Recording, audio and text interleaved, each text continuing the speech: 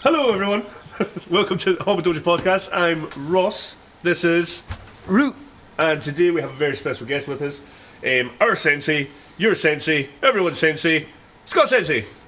Hello. He's thrilled to be here. So, Scott Sensei, we were talking last week about New Year's resolutions or goals. Do you have one? No, as Paul Gascoigne once said, I'll never make predictions and I never will. I've never made any resolution at all, and I'm resolute about that. You tend to make changes when you first Dramatically. Dramatically. It's like, Once every 4 years. what is it you say? Every year you have to sacrifice another Element of my life, yes. Yeah. and a few doggies. I was having a bowl of soup for lunch today with some bread and no butter. And it was only 10 years ago, I remember I would have 2 massive Cornish pasties and a cream cake for lunch regularly, and now it's soup and I'm now slowly kind of taking the butter off the bread, and one day it'll be no bread, and eventually I'll take the vegetables out of it and it'll just be a bowl of gruel once a day just to keep my body going. Is he talking about poverty or aging? I can't tell. Let me assure you, they're both the same. So no New Year's resolutions and goals. Interesting. But before we kick off with interviewing Scott Sensei about all the wonderful things, he's got a new article out. New year, what he's got planned, what's happening in the HDKI and stuff. Did you see the controversy with the Gillette ad? I saw it, yeah. Well, I heard about the controversy before I saw the ad. Yeah. It's an ad by Gillette, the razor company, and they're addressing the issue of toxic masculinity, I guess. They're sort of hopping on the Me Too movement bandwagon. Lots of people are accusing them of cashing in on it. A lot of people are accusing them of, sort of trying to take down men altogether and eliminate any trace of masculinity that we have left in society. Yeah, I mean, nothing attacks you more than telling you not to be a dick, you know? Yeah, I know. It feels so attacked. Be nice. But if someone has to tell you not to be a dick, it's probably too late. Exactly. But it made me think about an interesting topic of when you have a case of toxic masculinity, or maybe some underlying small dose of sexism in the dojo, which I think isn't uncommon. I think I've definitely heard of cases. I've definitely witnessed someone maybe not knowing that they're being sexist because they're not thinking about it in that way at all. No, but these things kind of slip in subconsciously. Yeah. They're called microaggressions. Microaggressions, there you go. Our activist in the corner here. I was just wondering... There'd be microaggressions for Rube, there'd be normal aggressions for us. It's just very small for him. Yeah. For those of you not watching with the aid of television, I'm 5'5.5". So I was just wondering to get your take on it, Scott and Rue, and what would your plan of action be to try and stop those microaggressions happening in class, happening in the dojo, happening on a seminar when it can happen? I think that there's always been a case on a seminar where men refuse to partner up with women for certain drills, maybe a bit dismissive of them sometimes in the dojo. It does happen, not all the time, but sometimes. And it's happened here like a number of times. It's happened on courses I've taught quite a lot over the years. And like I remember one specific case here, and it was actually when John Mullen was over here teaching, and Graham XXX was training, and he paired up with somebody, a lady, and he didn't want to, so he went, "Oh, you should go over and pair up with the other lady that was in the class, and I'll pair up with her partner, who was a man." And I don't know, times like that, I kind of like, I say things before I even think, and I was like, "Graham, don't do that. That's sexist." And he was like, "What are you talking about?" And I was like, "You can't do that." And I kind of told him what to do, and then it moved on. Then after the class, he got really upset about it because he said that I'd said that he was sexist. And I think it was probably, I eventually diffused the situation, but I think there was a difference. There's a difference in sexist actions and someone being sexist. And I think you got to be careful about that and make sure that if you do call it out, which I did, I called it out as a sexist incident, not necessarily referring to him as being sexist. It was just something that he did that was sexist. Now, I think like these microaggressions are a little bit similar. Like people can do stuff that might be aggressive. That doesn't mean they're necessarily aggressive. They've just done it without thought. And if they put thought in it and in consideration, they maybe wouldn't have done it. So I think sometimes when that happens, you have to call it out for what it is. But with the understanding that just because that happened doesn't mean that they're necessarily that type of person. Yeah, you gotta, I suppose, analyze yourself. You know, a life unexamined is a life not worth living. So you gotta be aware of what you're doing and call your own actions into question. And I suppose the more you do that, the more you'll become aware of the things you are doing, which are maybe a little bit racist, a little bit sexist, a little bit ableist, whatever. Everybody does it. Catch myself doing it all the time. And by working on yourself, we can all become better at avoiding doing those kinds of things, making the world a little bit of a happier place, I think. Yeah. I mean, this year we have our HDKI women's competition in Dudley, is it? We're having it in Dudley. Yeah. And when it comes to stuff like that, that's a women's only competition. What do you say to people like, young men, young teenagers who love competing and stuff, but they say, why are we being excluded from an event? Like, do you think that that's a problem? Do you think that it's just, listen, this is something that there's far more men competing than women? They're wanting to encourage women, so that's it, deal with it. Like, do you think that there should be some sort of balance? Do you think that's a positive thing, a negative thing? What are your thoughts on that?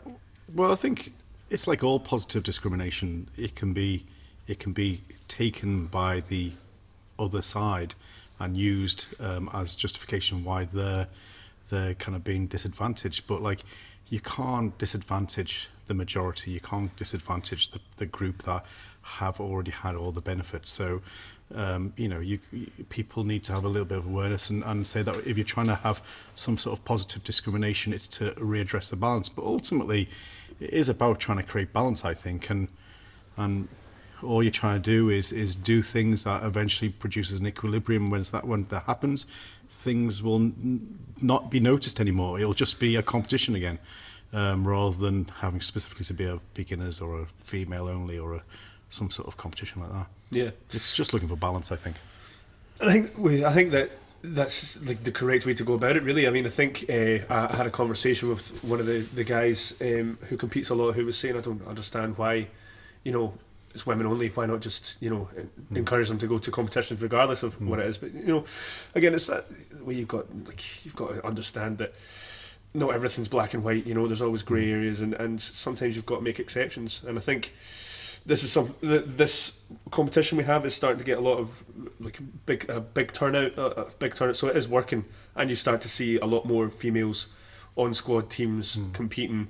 The female categories, when we do our open championships, are starting to get bigger and bigger, so I think it is helping, it is working. And I think also it's about kind of being able to empathise, and I think competitors for sure shouldn't by necessity be able to empathise. I mean, if you're going to compete, you don't want to empathise with your opponent whatsoever.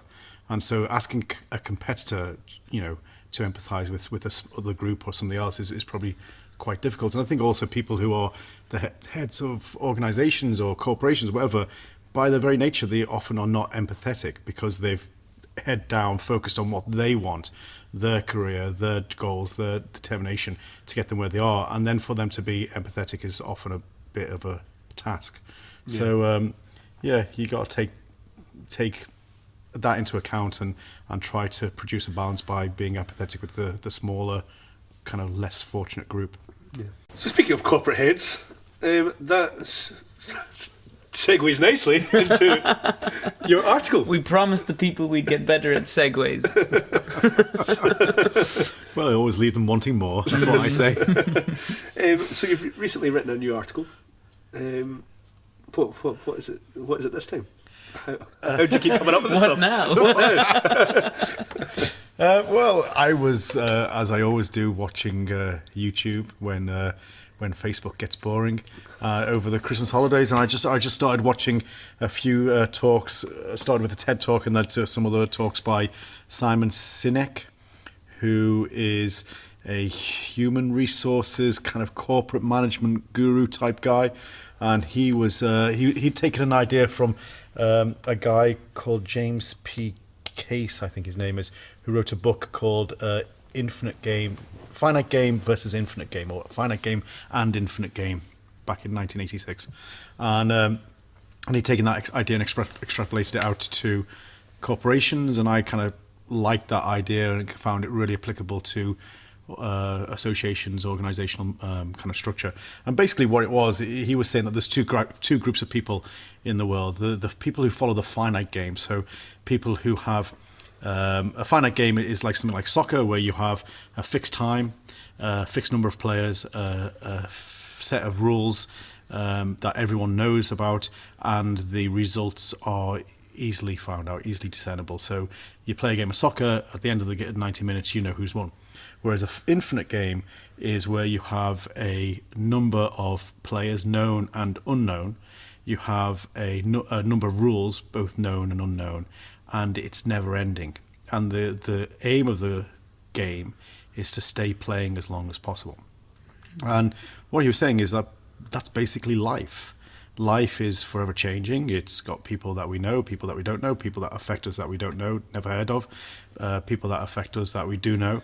And the idea is that you try to stay in as long as you possible. But beyond that, it's also about kind of the corporate world. Like, you can't be, just like in life, you can't be a number one in marriage, or you can't be the best in a friendship. You know, it's a kind of a it's about kind of just staying in that marriage or staying in that friendship for as long as possible. And it's like business is the same. You can't be number one at business. There'll never be a number one at business. You just have to stay in business. Whereas a lot of the corporate world is based on the finite game. So it's fixed terms. You know, you have your quarterly targets or your yearly targets. You have to kind of hit a revenue stream or a number of clients, and these are all just arbitrary, kind of set down by people who in the corporate suite, saying that you have to achieve these targets, and it's completely arbitrary. And that's why businesses go bankrupt, because the kind of this idea of shareholder supremacy, so the shareholder is the most important, that was only a concept that was introduced in the 1970s as a working idea, but it's really taken hold, and now they are literally laying off workers just to hit arbitrary targets, so the shareholders' profit is maximized, and then the workers can't afford to buy products, and the business goes out to bankruptcy. I mean, that's a very simplistic way of looking at it, but it's a way that things happen. Whereas if it's finite, so someone like Apple, for example, would be a finite business where it's about just staying in business and about the ideas and about the why they do it, rather than the what they do and how they do it, but why they do it. That's much more kind of infinite gain. And I think within corporations, within associations, you can see the same, where you get people who are JK instructors who leave the JK for obvious reasons. You know, there's issues with the organisation, so they've left, and then they set up a new organisation and model their organisation exactly the same as the JK was, and then wonder why there's problems with their organisation. So I just think that, for me, you're looking at it like the infinite game. We want to make sure that we have a model that has longevity at the core, and so that's what it was about. Can you give an example of what you've taken from this line of thinking or these theories and put into practice with the HDKI? Well, the reason why I recognise it is because I haven't taken anything, because what I recognised was that's what we were doing, and there's certain things that maybe we can tweak, and that's what we're kind of doing all the time. But what Simon Sinek was saying was that to be an infinite gain, you have to have a just cause. So you have to know the rationale of why you do it, why you're doing it, what do you want to achieve. He was saying that you have to have a rival. Not necessarily you have to have a rival, but what he was saying was that there'll always be rivals, but you never want to look at them as competitors. A competitor is someone you try to beat, whereas a rival is you look at them and you can think, well, why are they good? And they shine a light on your weakness, so it helps you improve. So having a rival is super important rather than a competitor. Having a strong team, having a supporting team, and being strong enough to lead, to having the courage to lead, and also being able to have an existential flex, so being able to change your perspective and change your position at any moment. So he gave a couple of good examples. One of them was Blockbuster. It was like extra vision type. Remember back in the day? Yeah, man, I remember. We were 5 when Blockbuster was still around. Yeah. So Blockbuster, the CEO of Blockbusters, when Netflix came online, went to their board and said, look, this Netflix subscription model, I think it's the future. We need to change our practice. And the board said no, because 12% of the revenue came from late fees. So people return the DVD, whatever, and it'd be late, so they'd have to pay whatever it was. So 12% of their revenue was that. Within a decade, they were bankrupt. Another one was Kodak. In 1975, Kodak invented the digital camera. But they couldn't envision a business where the revenue wasn't based on producing and printing hard copy photographs. So they kind of buried the technology. But the genie was out of the bottle, so other people got hold of it, and digital camera was released throughout the world.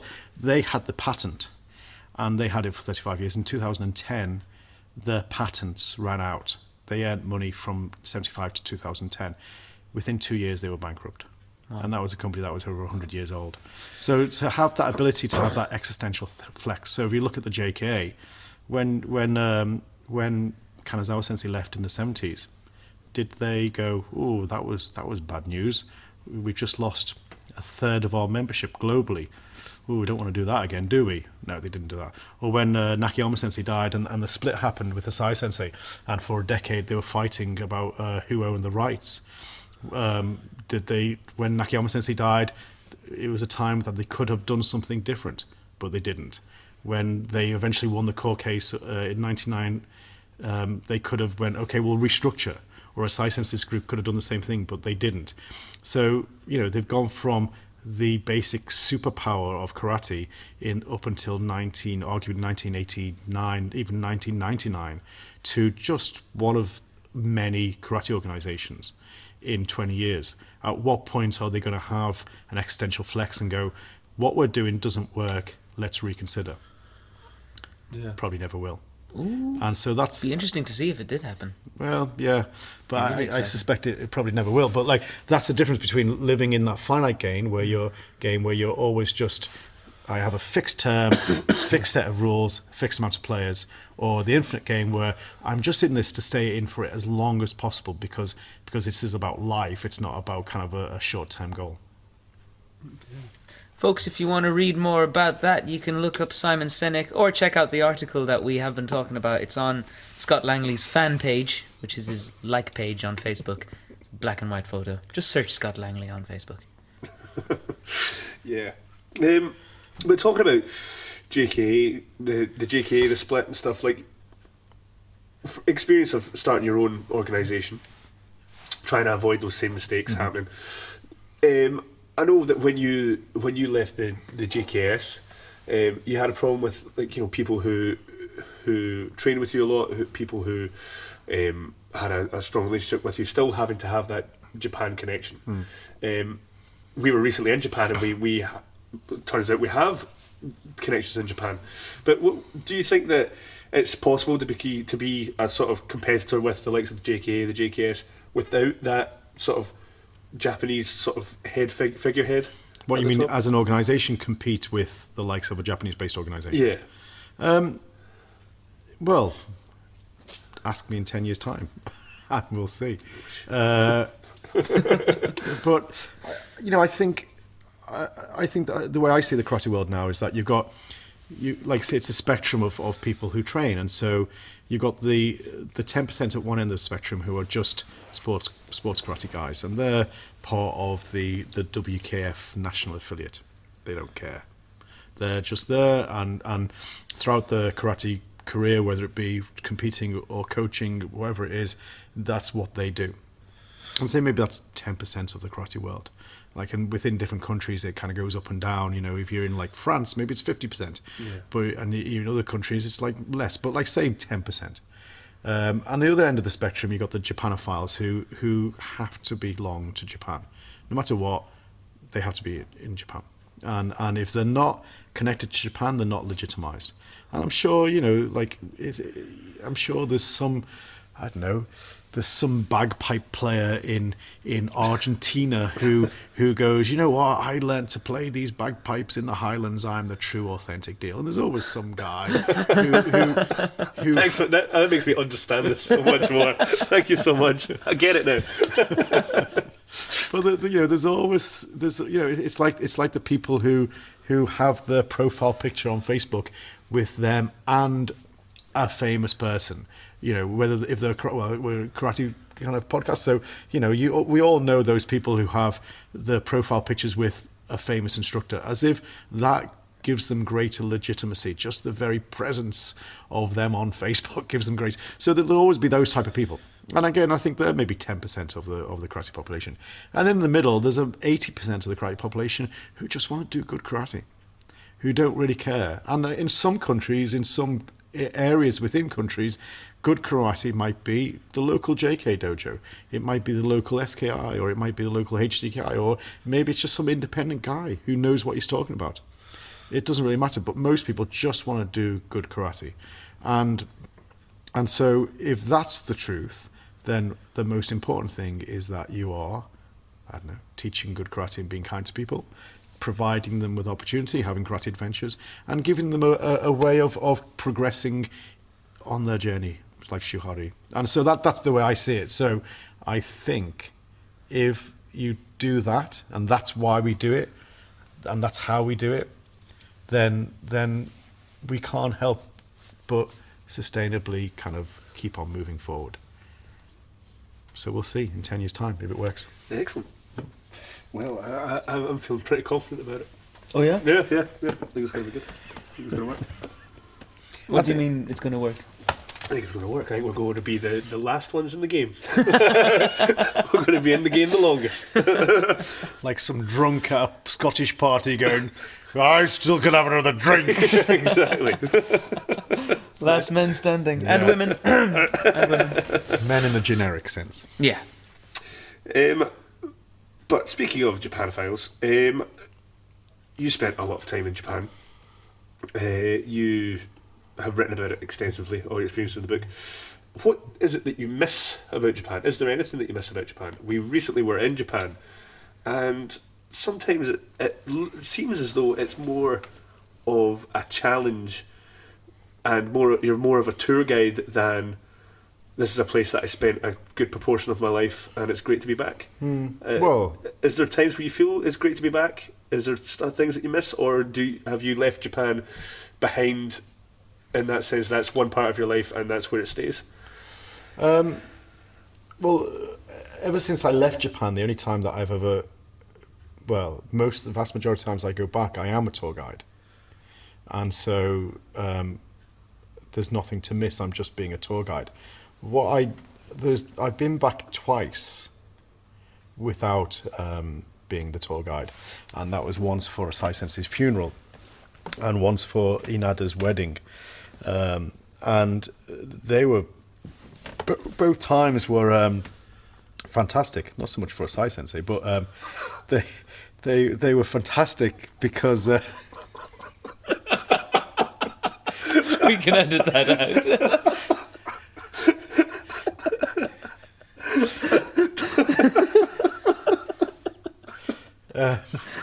I'd rather you not edit it out. Okay. Keep it gold.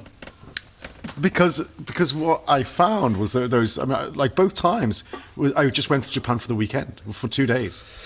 It was just like what I found was that what I miss is the Japan me, where I had a whole life there, and living, speaking, being Japanese.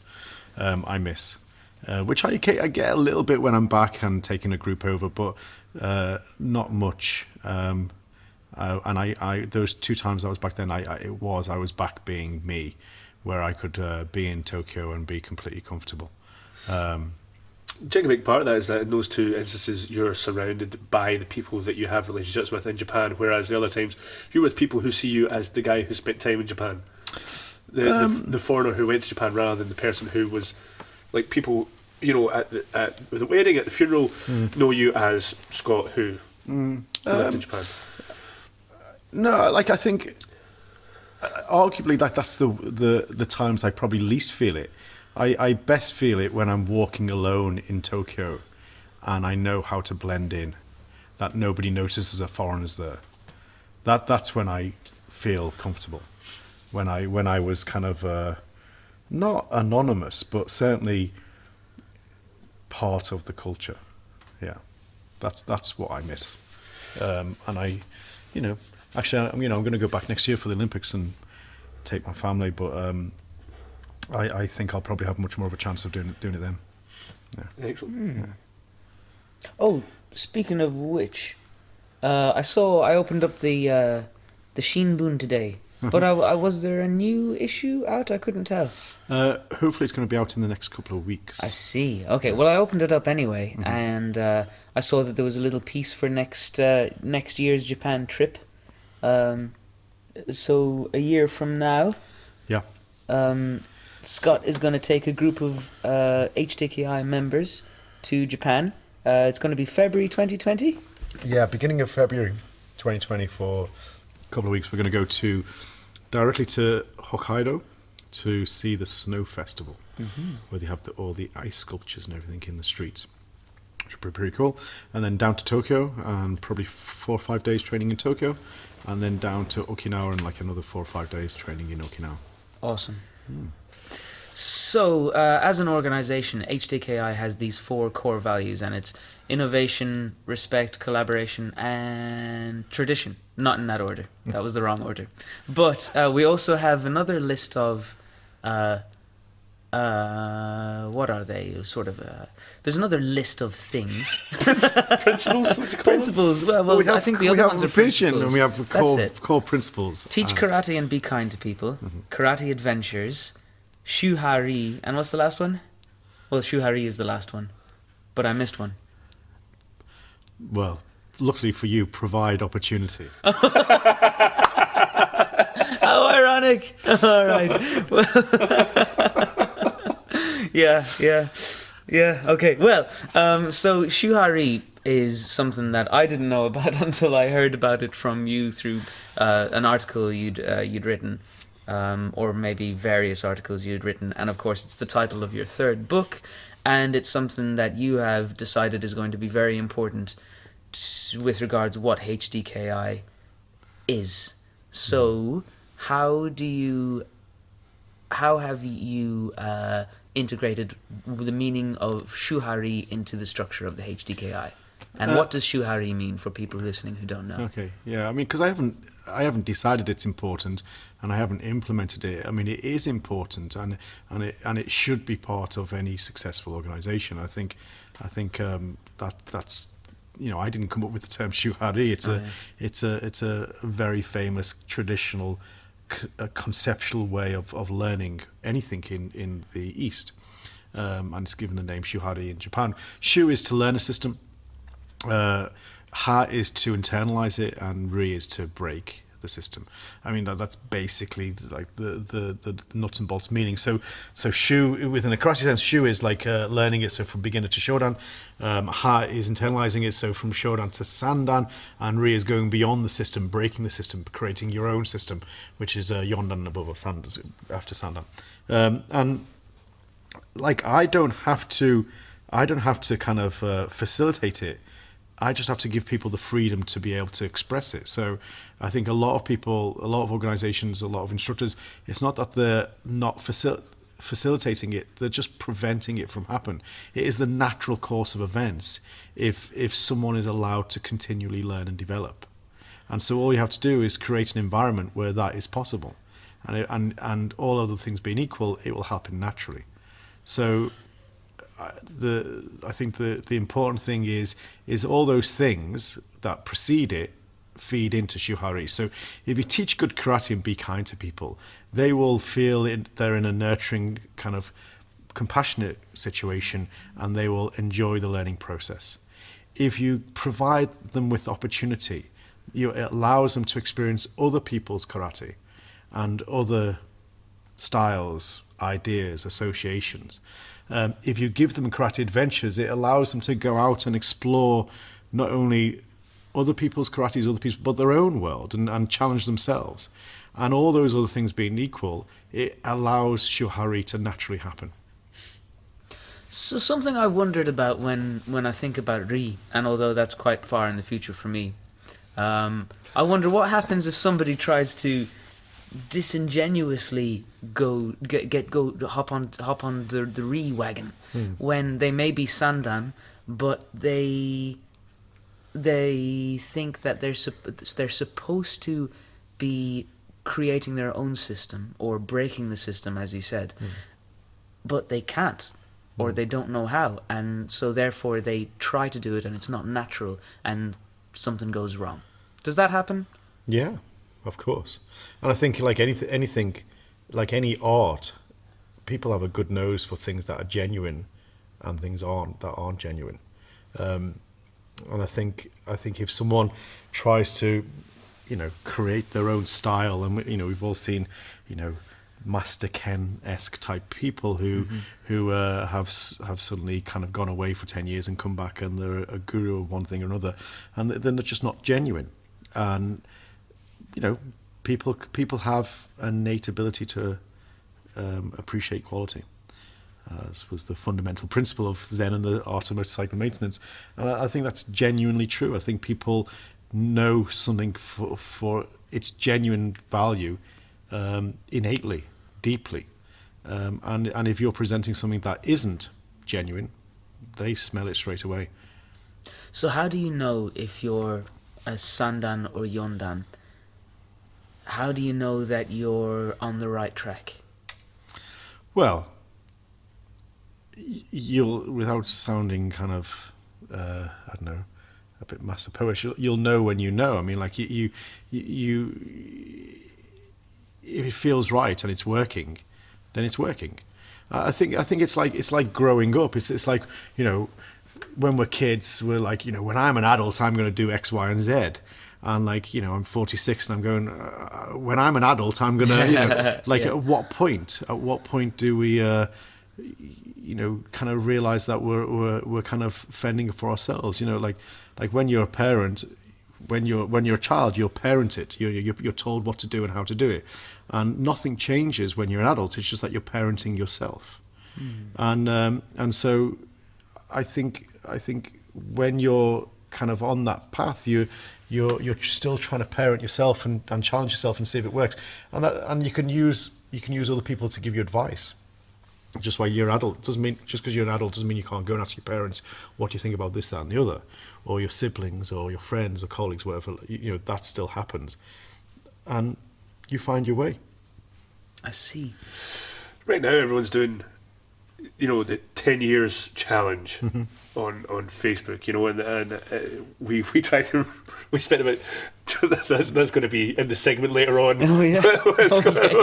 But we were recreating a photo of yourself for the Facebook page, and made me think, you've got the book Shu-Ha-Ri, which is available on Amazon and for anyone who's interested, and it's a collection of articles that you've written, and they're not necessarily in order. Yeah, they're sort of all over it. But do you think that from your early articles, which you were going through, to your most recent ones, can you see a change in your perspective of karate, and your style of writing and your knowledge? Do you see the difference? Do you think that there's been a progression over that period of time, and what do you think's changed the most for you in terms of whether it be your training, whether it be your attitude towards karate, towards learning? Well, I think change is the wrong word, because I don't think, when I went through that book and kind of re-edited that book last year, there was nothing that I had written that I would necessarily disagree with. Just that now I would have written the same thing, but added a whole lot more. So I'd hope to think that my karate now has greater depth than it did. Some of those articles went back 25 years. So for sure, I hope there's a greater depth. And also, and still what I held true then, I still hold to be true now, and probably now with even greater legitimacy because they're tried and tested far more than they were 25 years ago. I think also my interests have changed considerably through the period, and like the whole idea of calling the book Shu-Ha-Ri was because it did go from a very kind of nuts and bolts kind of physical description of karate to a much more kind of, I don't know, esoteric kind of description of what I was thinking about karate. So there was a big shift there, but that doesn't take away from how true the nuts and bolts physical articles were. I think it's just about a deepening and broadening perspective of what karate is. I mean, and esoteric means that you have to understand the first level before you even realize the second level exists, and you have to experience the second level before you even know that the third level exists. And so karate is in many ways esoteric. It's just my esoteric journey through karate is uniquely mine, and yours would be uniquely yours, and what I perceive as karate past the physical is always going to be very different from what you guys perceive as karate. The physical elements of karate will be the same, the nuts and bolts, kicking, punching, that's what karate is. But beyond that, it's always going to be uniquely your own esoteric journey. Your esoteric material is much different from, say, Rick Hutton's esoteric material. Yours is quite theoretical, where his is bordering on spiritual. So, yeah, well, even if you do get more esoteric, I suppose the more esoteric you get, the more individual your outlook, your perspective is going to be. Yeah, but what you mean by that is the description of the physical. Physical is still the same. Yeah. His maigeri, my maigeri, his gakuzuki, my gakuzuki. Generally speaking, apart from a slightly different body types, generally speaking, they're the same. Mm-hmm. How he describes he's doing the gakuzuki and how I describe the gakuzuki are different. Because that's gone beyond the physical. I mean, like the best way to learn gakuzuki is have Rick punch you. You know what I mean? Yeah, and then I know what you mean. And then you feel it, and that's experiencing it on a physical level. But of course, he can't just go around the world punching people. Well, he could. You do. I think people would, You go around the world I punching think people would love it. If Rick Houghton Sensei ever listens to this, I've yet to have a proper gakuzuki off you, so feel free. I love getting hit by now, people. I got a Kazamizuki actually. Now that I remember, it was sore, and but he was really pulling. I mean, he hardly tried. Yeah. He was really pulling that punch. He gave me one of those, where he slams your arm. Yeah. No, he gave me a racket like across the chest. Oh yeah, I got one. And it was very too. stingy, and I was bleeding a little bit. Was it? And it was a little bit. He really went for it, but I was like, that's just a big slap. You could do that with the palm of your hand to somebody's back, But I would love to see, feel one of those yakuzukis once in a while, Because again, that's some cases like with like some Steve Umbo Sensei, you can't see what he's talking about anymore. He's everything he does is internal. It's very difficult to see his the depth of the depth, as you say, of what he's talking about. So when he hits you, you go, oh yeah, that's it. That's what he's talking about right there. That's how you learn. I mean, you have a story about what someone was it. Yeah, Koike Senpai. Yeah, Yutaka Koike Sensei was teaching here for a year, and it was the first time we ever got Steve Sensei over, and so Steve Sensei came in this dojo and did his normal bit. So Scott, what would you like me to teach? And I said, Sensei, anything. And I don't know, what would you like? And I was like, oh, Senpai, Koike Senpai had trained with him on a number of occasions. Senpai, what would you like Steve Sensei to teach? And he was like, Sensei, he says, you can teach anything. I just want to receive one of your punches again, please. And I was like, what the hell is he on about? And then Steve Sensei through the night punched me, and I was like, oh yes, that's exactly what he was on about. I mean, I learnt more about karate in that punch than I'd done for a decade before. Yeah, for sure. Wow. Yeah. So if you're listening, guys, make sure you get punched on a regular basis. It's key to your progression. Yeah, by as many different people as possible. Yeah. Punch yourself. No.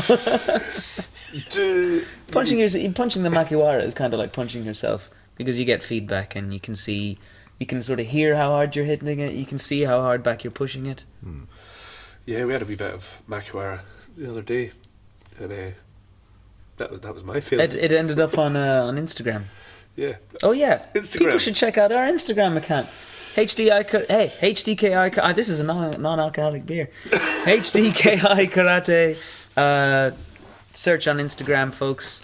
Me and Ross are in charge of the account, so it's nothing but priceless material. And we've got 3 little clips of Scott Sensei giving a lesson on transferring power, and he demonstrates on the makiwara, and it's quite cool. Why are you doing podcasts? Because Ross wants to. Because I want to. And I want to be part of it. Like they always say, opinions are like arseholes. Everyone has one. And in the karate internet world, there are a lot of nonsense opinions out there. Yeah. So I suppose we are of the opinion that our opinions are not are not nonsense. They are arseholes. They're still like arseholes, but they're a higher quality. They're bleached. Yeah, bleached. So I suppose just putting more stuff out there, and we think it's going to appeal to people who have a bit more of a balanced approach to, like with regards to training and we were talking about training. We were talking about what's to work on strength and conditioning wise, things that can help you out, in our opinion. And you have to kind of develop an inquisitive mind. I think that's like, whether you're doing it through a podcast or whether you're doing it through talking to your karate friends down the pub, like you have to have an articulate mind, and you have to have an open mind and be willing to kind of have your opinions challenged, and also to challenge other people's opinions, because that way not only are you kind of practicing physically, but you're also kind of practicing mentally. And I think vast majority of people don't do that, and I think that's the weakness out of most people I see in karate, is not the lack of physical effort, but the lack of imagination, and lack of like they become stiff in their mind far much longer before they become stiff in the body.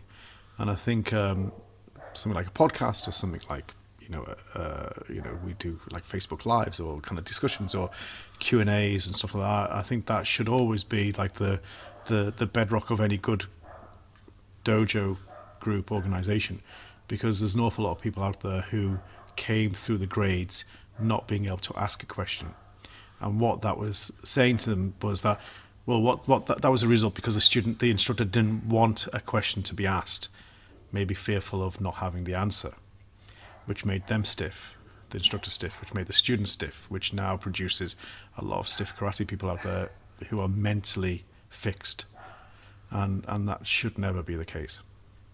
At the same time, if I spend too much time on YouTube looking at karate or listening to senseis talking, I feel guilty, because I know I should probably just be training.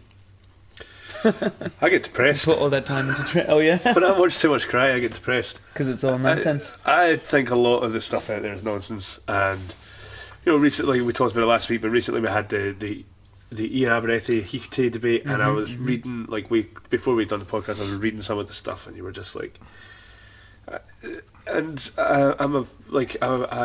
watch videos of people training, watch videos of people hitting the makiwara, and they talk about nuance after nuance after nuance, and superficial elements after superficial elements. And the more I watch it, the more I just think, oh, guys, at the end of the day, just punch it properly. Like, at the end of the day, it's not. There's no secret. Like that's like my I've written an article for Hajime, and it's what's your biggest teaching, the biggest lesson, most important lesson you've learned, and the lesson I learned is just train hard. It's like train hard and train and be thoughtful about what you're training or when you're training. Like, be mindful of your training as you're training hard, because so many people have that non-balance. I remember there was I use an example of, there was a guy who came in to train in our summer keiko that we do. And he was talking, and he was quizzing me about the Niju-kun. He was, and he was the same age as me, and he was asking me questions. What do you think Funakoshi meant when he said this, that, and the other and stuff? And I was looking at him and go, you can't do a yakizuki properly. And you're worrying about the Niju-kun. and you're worried about like all the philosophical stuff, and it's like, when you can do it. What's your favourite Niju-kun again? Squeeze release. Contraction expansion, yeah. The one that makes sense. The one that, to me, the one that I'm like, oh yeah, I can understand that one, you know. But it's that way where, you know, when I say to myself, I will train hard, I will be mindful of what I'm doing physically, and when I physically can't get any faster or stronger, that's when my karate will probably take more of a Rick Horn approach, and I'll start thinking about why, you know, why am I doing this? What's the benefits? And start asking myself big questions. But you want to be careful, because if you're waiting for you to physically peak before you kind of start asking yourself those questions, then you'll never physically peak. You need, like, if someone's talking about the Niju-kun, then just say, oh, I'm not interested in the Niju-kun, and then maybe question yourself, why aren't you interested in the Niju-kun? I mean, I'm not particularly interested in the Niju-kun, but that doesn't mean I haven't read it and I've decided I'm not particularly interested in the Niju-kun.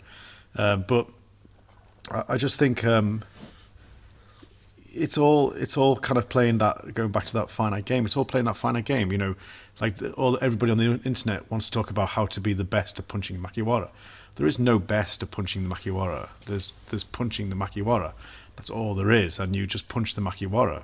Like everything is just an idea, and you know, I would never feel guilty about kind of looking at other people's ideas. Like I just filter out the this is the best way bit of the sentence, and just kind of edit it down to this is a way of punching the makiwara, and then I'll decide whether it's got merit or not. But I think you need, like, I think anybody seriously needs to kind of constantly be looking at every possible advantage. And if reading the Niju-kun, if someone asks you about your Niju-kun, you don't know anything about it, you know, I don't know anything about that. And then think, well, you know, next time I'm looking at the 20th video of someone punching the makiwara, I'll stop that and I'll read the Niju-kun instead. Maybe that will add something.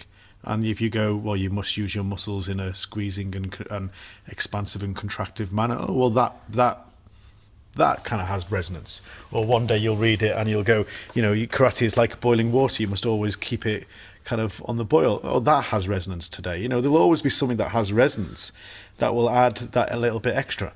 Most of it will be rubbish most of the time, but some of it might have meaning some of the time. Possibly, yeah. Well, those two you just mentioned are good, because they basically just mean... Well, the second one just means train a lot. No, it doesn't. Oh, it doesn't? No. You train a lot to keep the water boiling, no? Well, you've got to be careful, because like if you train a lot, you probably wreck your body. I feel you. It's not talking about kind of evaporating, like, to use that metaphor, he's not talking about evaporating the water. He's talking about just keeping it at that constant temperature.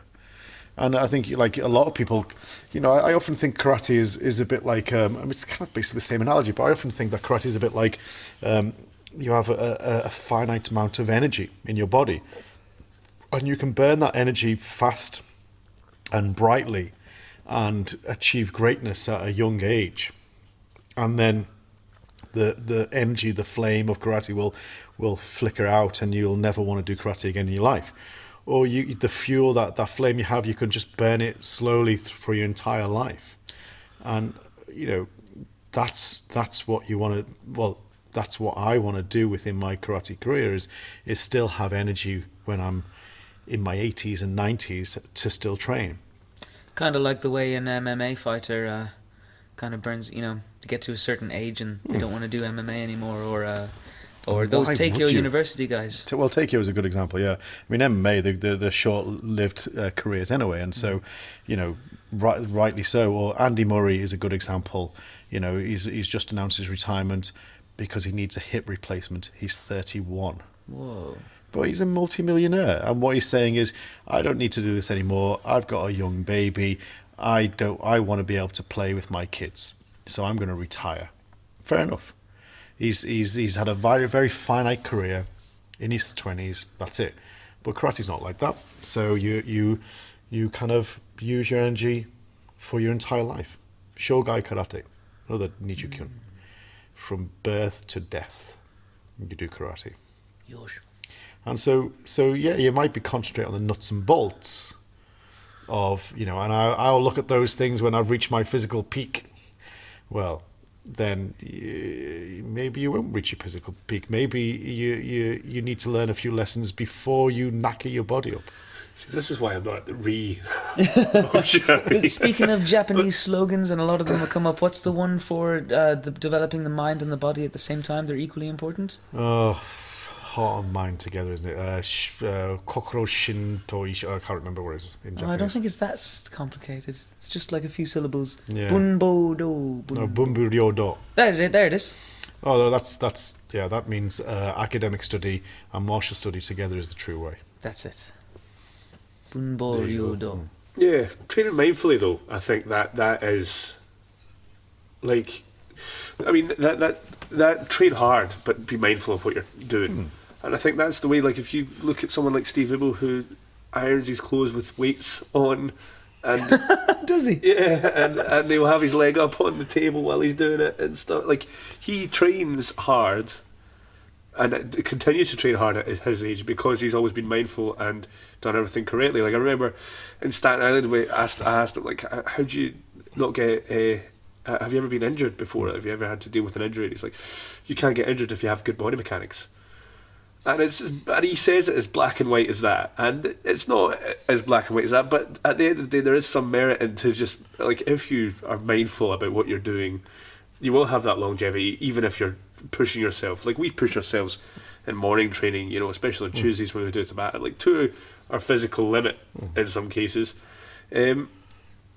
But we're still having the correct technique, the correct form and stuff. So we're not, pulling muscles. We're not wrenching anything. We're able to do it week in, week out. Says the 26-year-old. Says the 26-year-old. Yeah.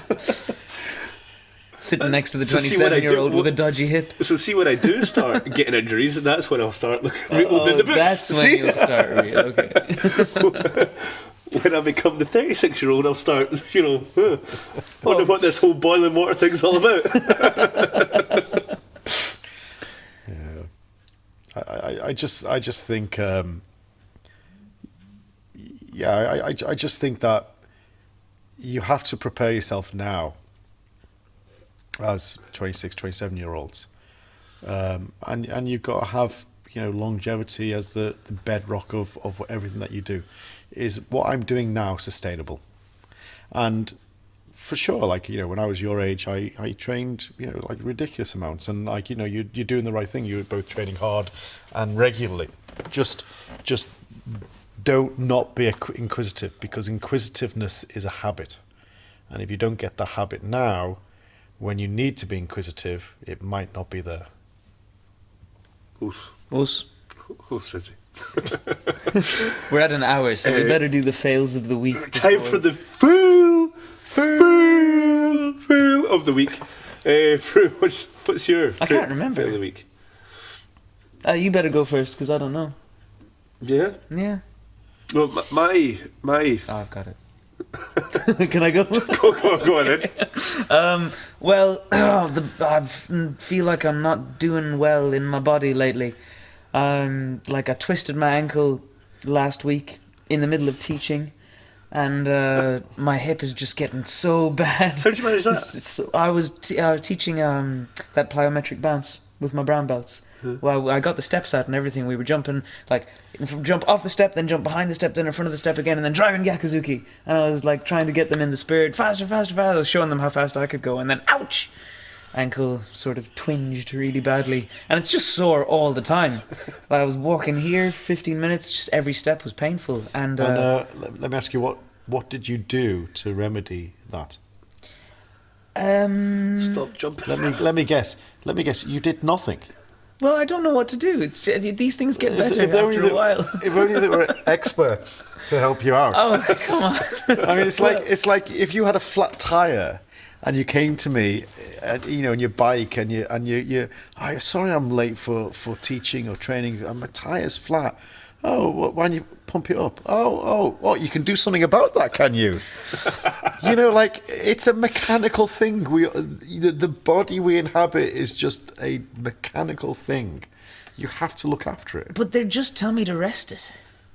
Oh, will they? Yeah. So you have as much expert knowledge as the experts, do you? This is your failed. Okay, I'm failing again right now. All right, moving on. Well, I'd just like to say, you are a professional in karate instructor. You earn your living through your body. Take care of it. But what was your fail? That was like your lead up to the fail. What was that? It was just that, and also my hip. It's just getting worse. But I have been trying to do something about that. The acupuncturist I want to see, he's on a course this week. He hasn't been picking up his phone. So I'm going to make an appointment with him next week, and I'm going to get that sorted out once and for all. Excellent. My fail of the week happened last night. It started on Wednesday morning. In my morning class, I was teaching a drill where my students are paired up. It was an adult class, and they have to drive forward Oizuki, make sure they connect with the back leg, driving the power forward. And the other side have to cut their hip back and land in good harmony with that compression of the back leg. Where'd you get that idea in order from? to drive forward? Well, this is Wednesday morning, you see. And I done a You class. nicked my class before I taught it. I done this class, and I thought, I've done a good job. And then Thursday night, Scott Sensei decides to do the exact same thing, but much better. And I was just that's what we did on Wednesday morning. the whole time in my head, I was just saying to myself, fail. This is a fail. Why didn't you think of this? You're a failure. Oh my god. But, Shu-Ha-Ri and all that good stuff. Scott says, do you have a fail of the week? No. No fails of the week. But the big fail of the week, What's the big fail the of the universal fail of the week was us, as we mentioned earlier, trying to recreate that goddamn faux on a day where we had Rue as, the artsy director. First of all, I imposed myself as director. I was going to do it, but Rue said, you do a crap job. And we were there for half an hour trying to get this photo take. We had 4 people trying to do Shitouki facing at a slight angle away from the camera with Scott Sensei in front, which is what the original photo looked like. The key aspect being that John Sensei, who's doing the Kenshusei here, doing the internship, is behind Scott. That was the whole point. We can recreate the photo because Scott's in the dojo with John. And God, it took forever. It took forever. Oh, but it turned out pretty good in the end. Yeah. No, it didn't. It's decent. It's decent. Well, as the splurge of 10-year challenges going on at Facebook at the moment, it's kind of got quite a few kind of comments and likes, which is after all my raison d'etre to get likes on Facebook. Yeah, I mean, life is good if you're getting likes and comments. All positive comments. You haven't changed a bit. Changed a bit. In fact, much better, I would say. Sycophants, piss off. You hear that, folks? No more compliments for Scott Sensei. I don't mean it. Well, Scott Sensei, thank you very much for pleasure. spending even more time with us this week than you normally would have to. It was painful for you. God, I can't wait until I start teaching at weekends again. But speaking of which, where is your next venture? Well, Florida. Winter Keiko. Winter Keiko. Yeah. Where you abandoned the cold weather of Dublin for white sandy beaches and tropical weather. Yeah. Winter in inverted commas there. Wee ballback. Time to sign off? Yes. Thank you very much. Deep bows. Deep bows and also. Oh.